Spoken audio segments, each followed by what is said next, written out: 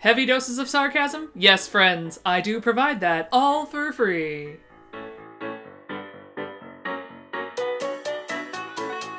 Hello folks, and welcome to another video with me, Stephanie Canada, the owner of Backroom Finds. I'm passionate about vintage, sewing, and not taking myself too seriously, in case you couldn't tell. If that sounds like a great time to you, make sure you go ahead and click that subscribe button and turn on the bell for post notifications so YouTube knows you care. Now, in today's video, we are going to be taking care of the project that I started in part 1. Can I make the Trashy Diva liquor label dress, non-offensively, in an original 1950s pattern? Now, if you haven't watched part 1, please make sure you do head on over and check that one out because you see how I make the mock-up version, in a terrible Joann's fabric. It's cute, it's just the texture. Oh, the texture. So in today's video, we're going to cut the fabric. Not scared at all. I'm terrified. So for those of you that are unaware, these tablecloths were very expensive. I found 2 full sets of them on eBay a little while back for a grand total of $100. In case you're curious, I don't normally spend that much on fabric. I normally go to the Goodwill bins, where you pay by the pound. So the fact that I forked over real money for this is very scary to me, in the fact that I'm going to now cut into it. Now the other part of this is that this tablecloth does have a racially insensitive feature, and all of those features will be getting bagged on up and sent to the Jim Crow Museum. I'm gonna go ahead and link their information down below in case you've never heard of them. Because I do not feel it is necessary to make a modern day garment with racially insensitive items on them. So what we're gonna have to do today is actually find the gumption to cut into the daggone thing. Not sure where I'm gonna get that, but I'm gonna figure it out. And now, friends, now I'm just stalling, so let's grab our coffees and do this. The first thing I could do before I even began to think about cutting these was clean them, because being in storage, they had acquired quite the smell. And nothing cleans them quite like restoration and a whole lot of color catchers. So I definitely let them soak overnight this time, you know, before I intended to use them. Look at me learning. Once they had air dried, I did have to iron them all, otherwise there was no way these pieces were even going to come out remotely the way I wanted them to. Now, while I did have to lay on the floor of my bedroom to be able to lay this bad boy out flat, because it wouldn't fit in my craft room. Yeah, that's a big tablecloth. You won't be able to see me cut out quite as much this time because of the racially insensitive logo. I had to keep that out of frame at all times because I refuse to show that. So I apologize, it's not going to be quite as detailed this time. You're just going to get an overall of how I laid it out.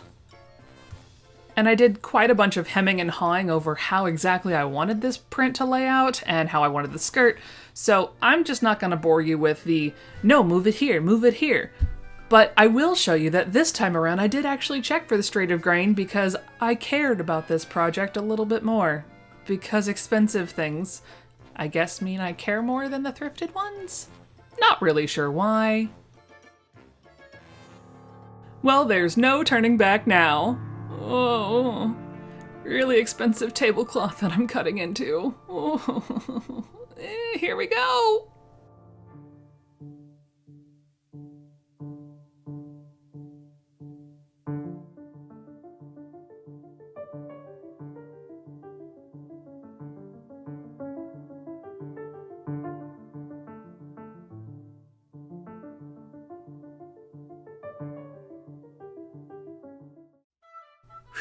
Okay, one piece done and a lot more to go, so I should probably get back to it. One of the interesting things I realized when scrolling through my Instagram was I had actually intended to do this with an entirely different pattern originally. Oh, also, if you aren't following me on Instagram, come on over and give me a follow. So what I ended up doing was taking the bodice from the original one that I did the mock-up of in part 1, and the skirt from the original pattern that I said I would do on Instagram, without making a mock-up. So we always like to live dangerously here on this channel. Can't have everything planned out. That would just be a little too perfect. Now I did want to put as many liquor labels onto the bodice portion as possible, especially the bodice front, because there were so many smaller pieces. I knew I could maximize my label potential. So I did really make sure to place the prints as close as I would want them, as opposed to things like the back where I did opt to do a singular back panel. If I did this again, I might have opted to do 2 back panels and make a center back zip so I could have had more liquor labels on the back pieces as well. There wasn't really anything helping the skirt. There was always going to be giant swaths of red, so not really worried about that one.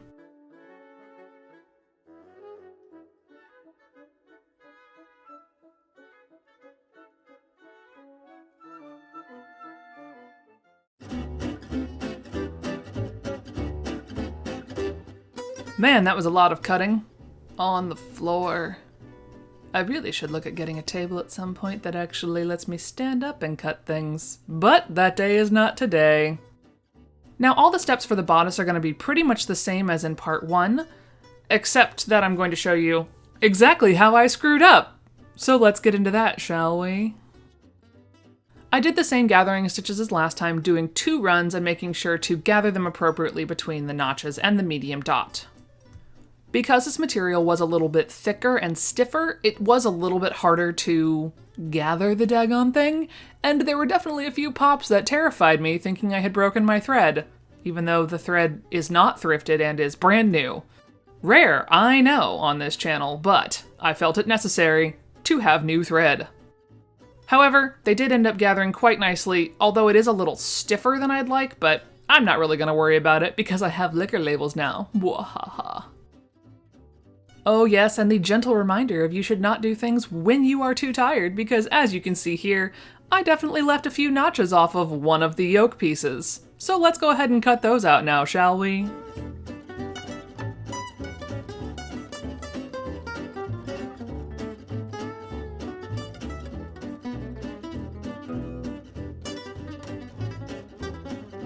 Now I can gather them between the medium and the notch, because the notch is actually there. Isn't that amazing?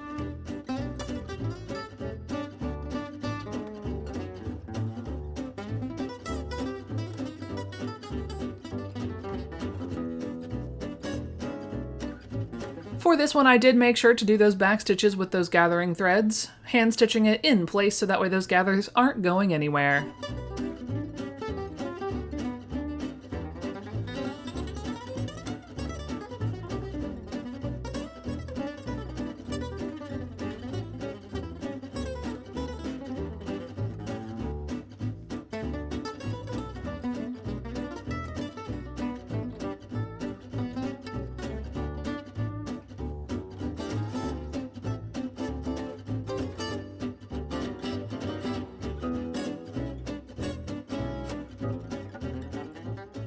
After evening out the gathers and pinning the daylights out of it, I'm gonna go ahead and sew that front piece to the yoke.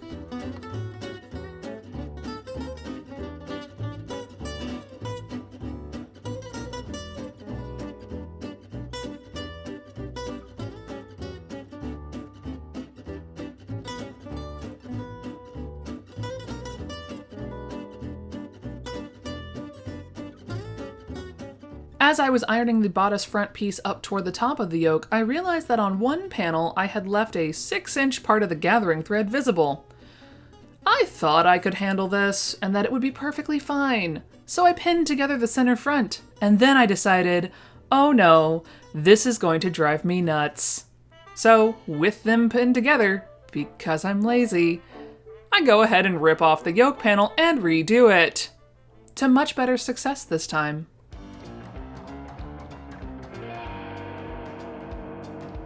Yes, much better. Now I can go ahead and sew the center front together. Yes, let's do that.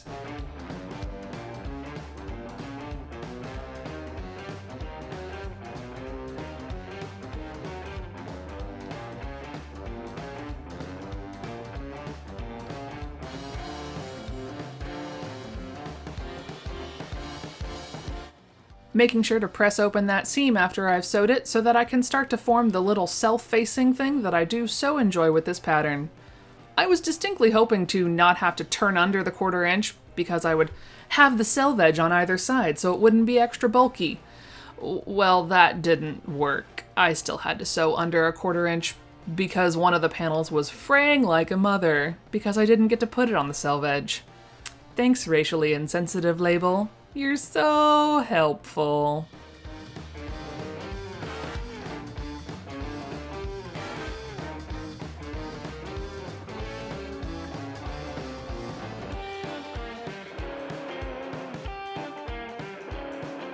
Once I have that all sewed down, I do make sure to hand tack that center front into place so it doesn't wiggle around too much.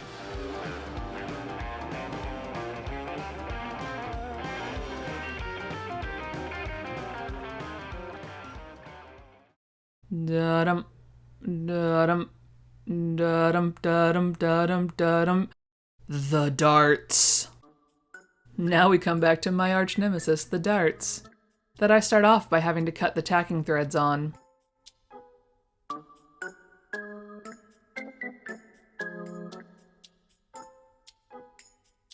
Now this time around I was smart and actually used my ruler and some chalk to attempt to make these a little bit straighter and more even.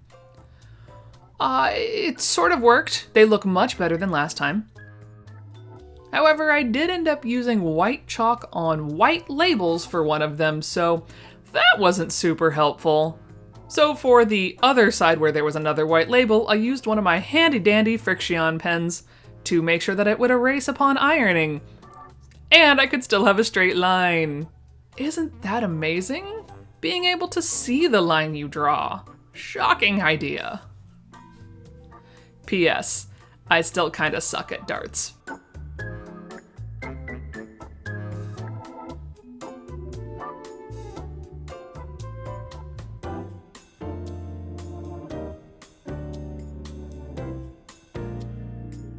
And stop. It's iron time, y'all. I do make sure that I'm ironing those darts in toward the center of the garment as per the instructions. And it makes my pin marks disappear instantaneously. Gotta love that one. Now that we have the front and back assembled, let's go ahead and pin those shoulders up and sew them together.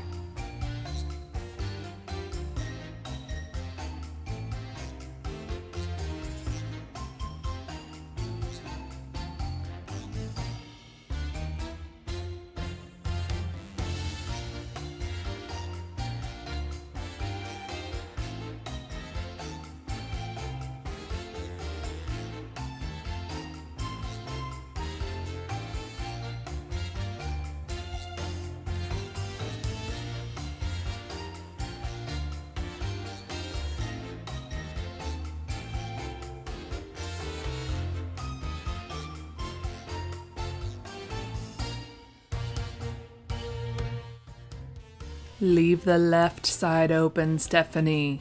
The left side. Oh yes, that is the left this time. Good job.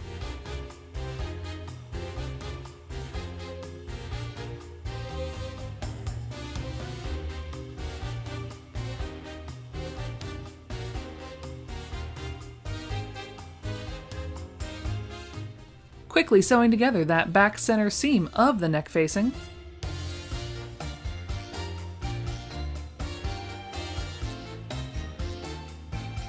And round we go to make sure that you fold in a 1/4 inch of that daggone thing. Whee! It went better with this one, sort of. Although I did almost forget to do the ends of it until I got into the garment where I was pinning it, and then I remembered to do that part. Alright, let's go ahead and pin down that neck facing. Wait a second, that's the wrong side. Flip that over. Alright, now let's pin it in place. Now I'm going to go ahead and sew it to the back center of my garment using a 5/8 inch seam allowance.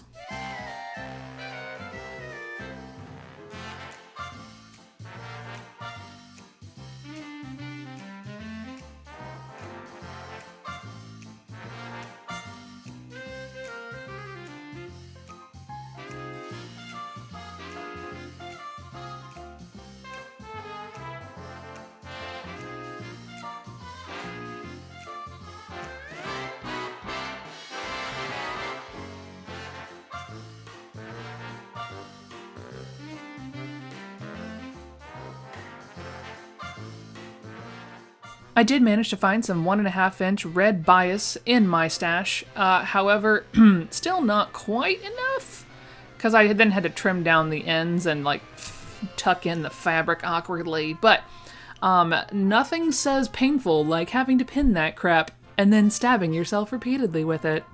So I'm only going to show you the joy of me sewing it and stabbing myself on one side. Know that it was equally as painful on the opposite side.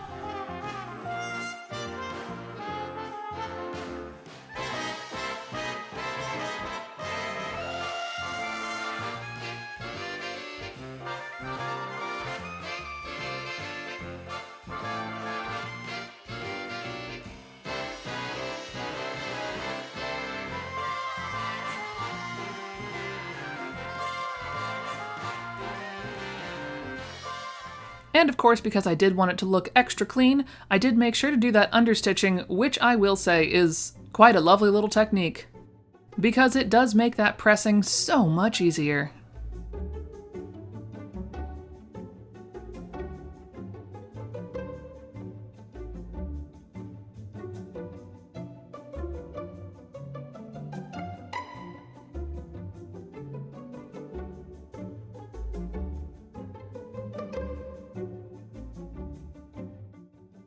So now comes the part where my camera memory was entirely full and taking 17,000 years to download to my computer. So we've got some cell phone action shots here for you of a skirt that isn't quite correct, but we're just gonna make it work. Ah yes, and I did not show you attaching the pockets because I still had to be moving forward. Cause did I mention I made this all in the span of 12 hours? Yep, totally did that. Not the cutting part, just the sewing. But still, I did it all in a day. Now this go around, I did make sure to leave my pockets 6 inches open instead of 5, because I like fitting my hand into my pocket, not just having a pocket that I have to shove my hand into. And I do like to live dangerously apparently, because I sewed that pocket together without pinning a single inch of it. Whoops. But I was too much in a groove to be bothered. Ah yes, and after some dinner, a severe lighting change, and the camera that now has some room on it, we're gonna go ahead and tuck that bodice into the skirt. My apologies for the shift in lighting from here on out, because it is pitch black outside, and I just need to get this done. Now for some reason when I was cutting this out, I left all of the notches along the bottom edge of the blouse and the top edge of the skirt. Really not necessary, especially since they came from 2 different patterns and were not going to match. I did start just by really checking the seaming. So I did left and right seams, center seam, and as there isn't a center back seam on the bodice, that little fade line that I mentioned earlier really came in handy. And of course I was hoping that I was going to get out of gathering on this skirt. However, this one had gentle gathers at the front as opposed to the more intense of the mock-up. So needless to say, it took me a lot longer than I planned because I also had to run some gathering stitches and then backstitch them in place. Oh well.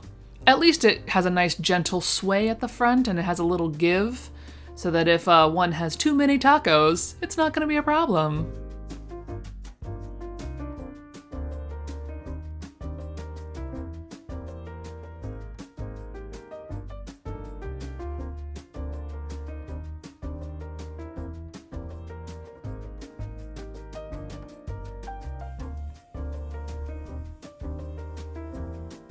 And now for that ever nerve-inducing sewing the skirt to the bodice. Do, just sewing along. Do, and 3, 2, 1. Shit. I wasn't pulling the skirt, and because it's a flare skirt, it had tucked itself up underneath my sewing stitches. So now I get to rip the entire thing out. I didn't show you the joy of me trying to unpick this stupid thing. But here we are sewing back along, and this go around it went much better. Making sure that my pocket doesn't mess with the gathers, and trying not to sew over too many pins that I forgot were tucked into the gathers but were underneath the pocket. Huzzah! And also learning that Stephanie can't sew a straight line, even with the guide. Awesome. Good to know some things haven't changed in 30 some odd years. Sorry, Mom.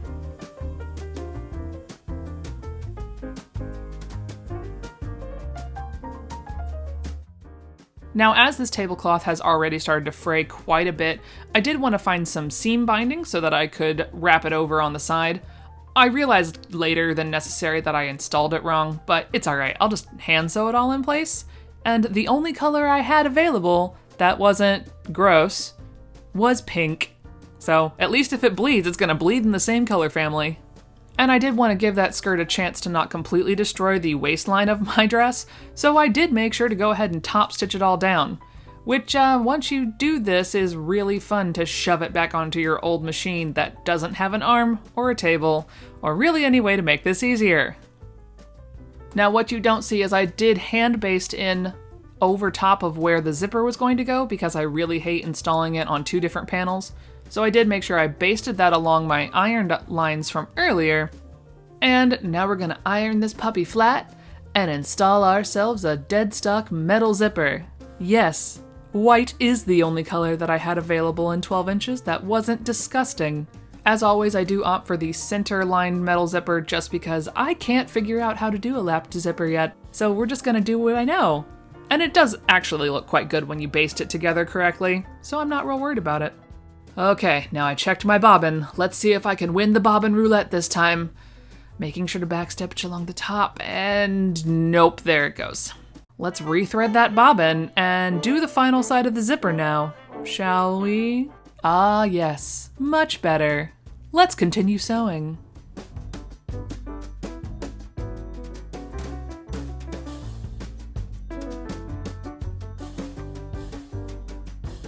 Now just a quick pop of those basting threads to make sure the zipper works. Now I did make sure to hang this overnight because the skirt was cut on the bias, and here you can see the before and the after. Not really sure if it's because it's a tablecloth, so it's a thicker weave, but it didn't really move at all.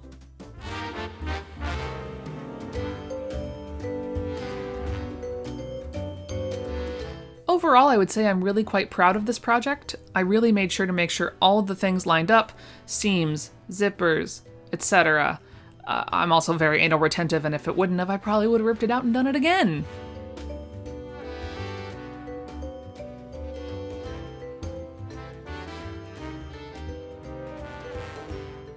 But overall, I think this came out quite well. The things I still have to do are overcast all of the internal seams so this thing doesn't fray completely, and probably give it a hem, because I haven't done that yet. But that sure doesn't stop me from showing it off to you.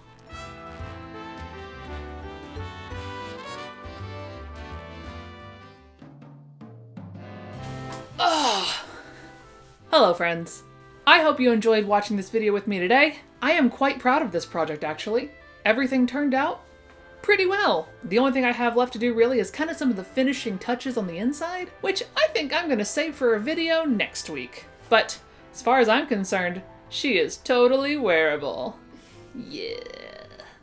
If you did like this video, please make sure to click that like button. And if you want to see more from me, make sure you click that subscribe button. Being sure to turn on that bell for post notifications so YouTube knows that you would like to actually watch my videos. Thanks so much for watching, y'all. See y'all next time.